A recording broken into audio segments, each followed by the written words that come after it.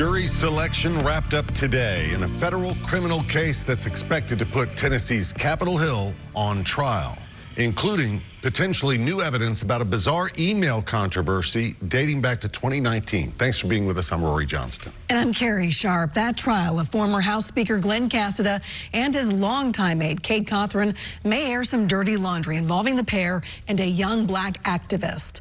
It turns out prosecutors say they now have proof that our News Channel 5 investigation 6 years ago was right about a key piece of evidence involving them.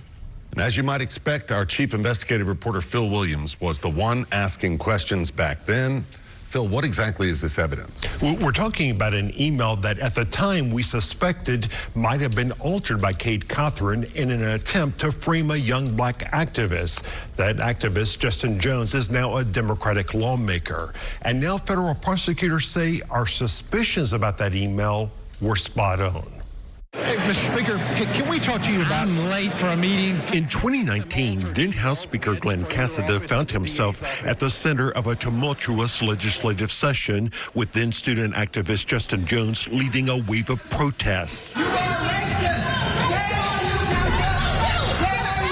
After Jones threw a cup onto the speaker's elevator, the young activist was arrested in order to have no contact with the speaker's office.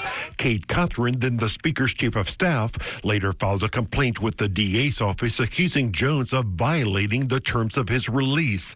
His evidence, this photo of an email sent by Jones with the date of March 1st, just 1 day after the no contact order. But Jones had the original email, the real date, February 25th, which was before his arrest. Freedom was done to put me in jail, which is scary. That somebody in such a public office, an office that swears to uphold the state constitution, an office that is in charge of a $38 billion budget, is doing something like this. I mean, it's shameful. Cassida's reaction? I know nothing of that. How did that happen? I know nothing. I know nothing of that. Nothing. And Cothran refused to say. Did you send the altered email to the DA's office?